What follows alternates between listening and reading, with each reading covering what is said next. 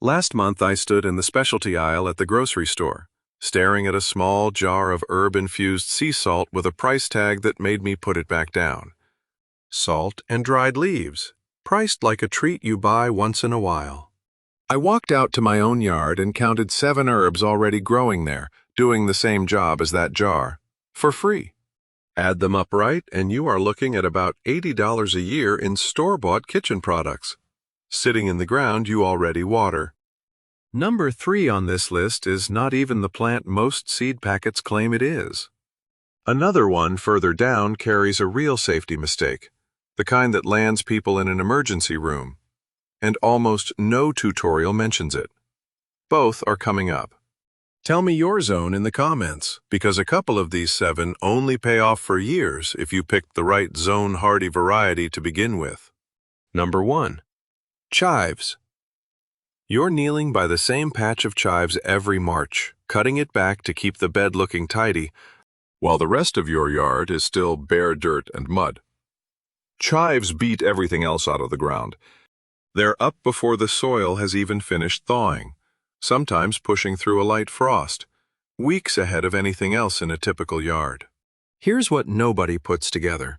That little purple bloom at the top isn't a problem to snip off. The reflex is to chop the flower stalk the second it shows up, worried the plant is wasting energy on it. That flower is actually the best part of the plant you're growing, and most of it ends up in the yard waste bag instead of a jar. Steep it right, and that bloom turns your vinegar bottle bright pink. It's a real color, not a dye. The pigment inside chive petals, anthocyanin, bleeds slowly into the vinegar over time, the same way a tea bag colors hot water. Give it enough time in the dark, and it goes from clear to a deep rose.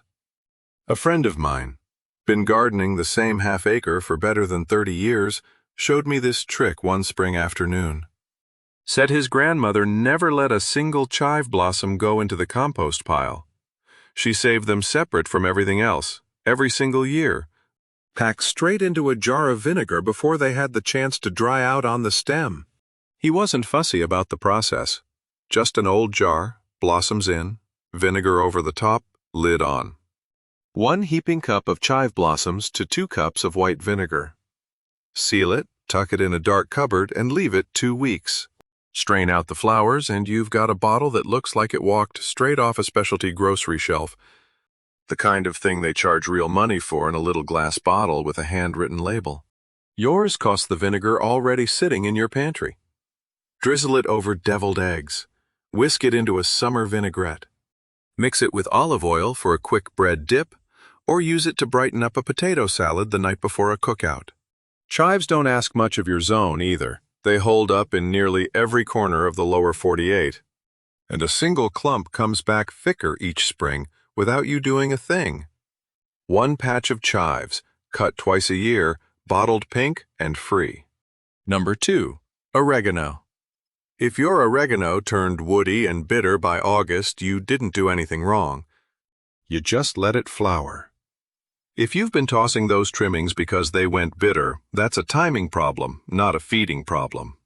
Oregano spreads like mint, and cutting it back before the flowers open keeps the leaves sharp all summer. I used to crank the oven up high to get a batch done fast, until I tasted the difference next to a slow-dried jar. Dried right, oregano mixed into coarse sea salt makes a Greek-style rub jar you'd expect behind glass at a specialty counter. A lot of kitchen tips out there say blast the oven up high, 220, 30 to 40 minutes. University of Vermont Extension says the opposite. Keep it under 200, closer to 100 if your oven allows it. Higher than that, you're cooking off the exact oils you're trying to save. Greek oregano holds up as a perennial in zone 5 through 9. Spread the leaves on a baking sheet, lowest oven setting, and give it a few hours until they crumble between your fingers. If yours already bolted this year, this trick doesn't save that batch. It just means next spring you cut before the flowers show, not after. 1 jar of dried oregano, $0. The only thing that costs you is turning the oven down. Number 3. Tarragon. Here's the one I promised earlier, The seed packet in the store labeled tarragon almost never grows into real tarragon. You stood at the seed rack, picked up a packet that said tarragon, planted it, and wondered for 2 summers why it never tasted like the tarragon in restaurant béarnaise sauce. Nothing about how you grew it was wrong. There are 2 tarragons sold in this country. French tarragon is the real one, the anise-sweet leaf that shows up in classic French cooking. Russian tarragon looks nearly identical and tastes like almost nothing at all. The detail that never makes it onto the seed rack label. French tarragon has essentially given up on making viable seed. It spreads by cuttings and root division instead. So if you ever bought a packet on the seed rack labeled simply tarragon, it was almost without exception the flavorless Russian variety, the only one that grows reliably from seed in the first place. Picture French tarragon as an athlete who switched training programs years ago.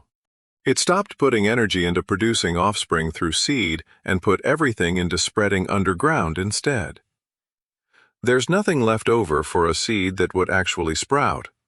I ran through 3 different packets over 2 seasons, blaming my soil each time, before I finally figured out the seed rack itself was the actual problem. Buy the plant, not a packet. Look for French tarragon by name on the tag, and confirm it's propagated from cuttings. Garden centers usually carry it in small pots by late spring, sitting right next to the very seed packets that will only ever grow you the wrong plant.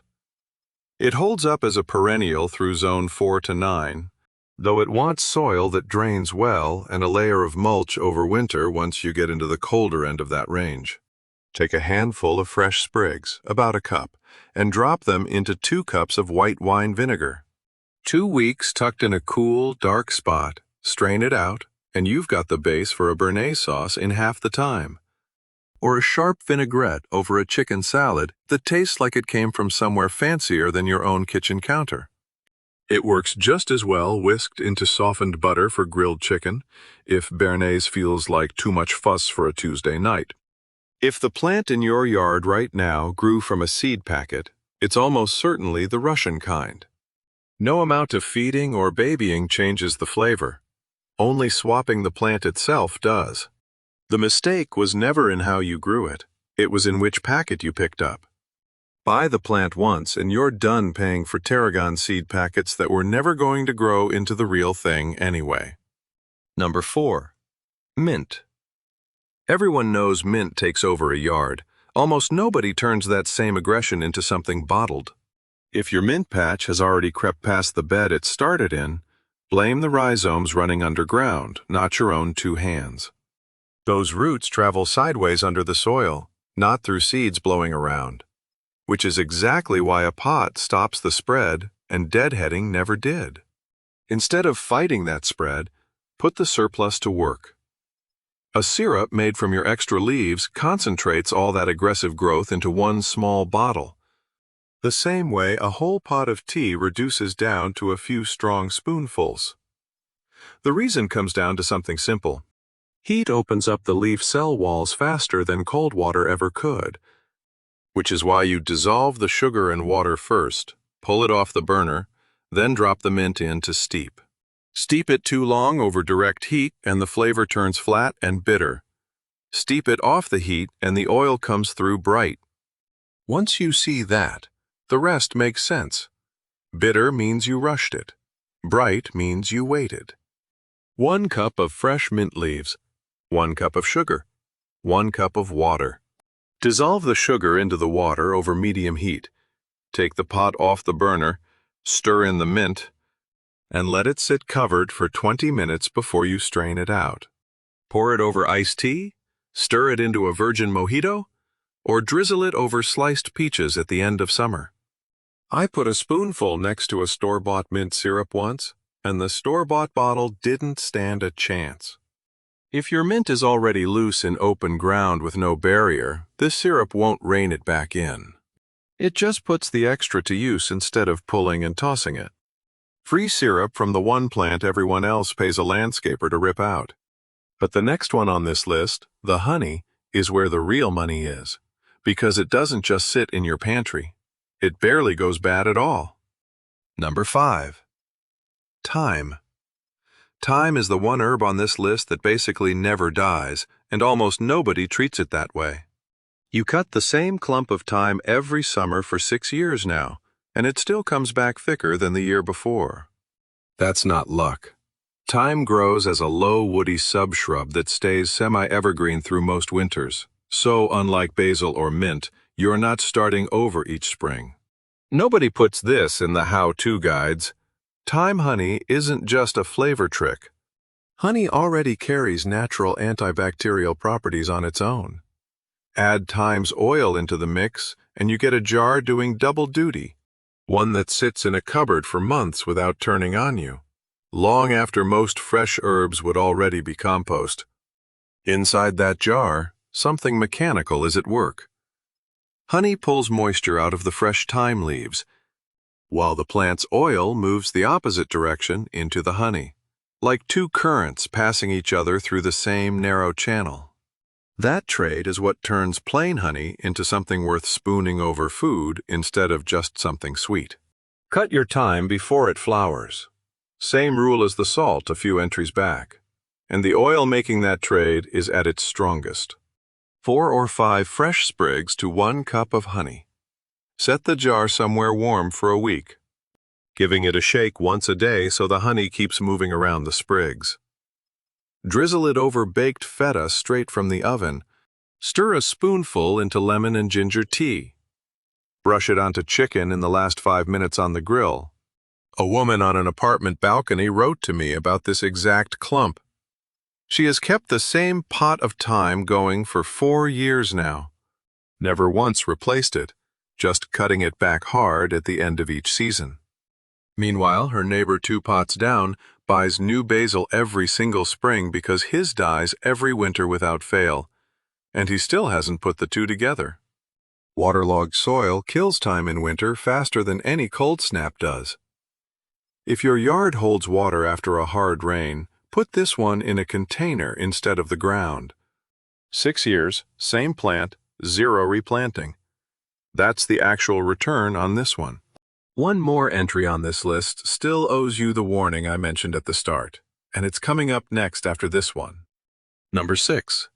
Basil. This is the one I mentioned at the start, the one that isn't just about wasting money if you get it wrong. Basil-infused olive oil is the single most common thing people bottle as a kitchen gift.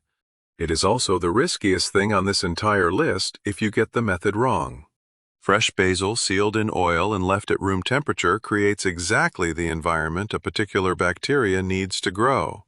Low oxygen, low acid, a sealed jar sitting on a kitchen shelf for weeks gives it all the time it needs.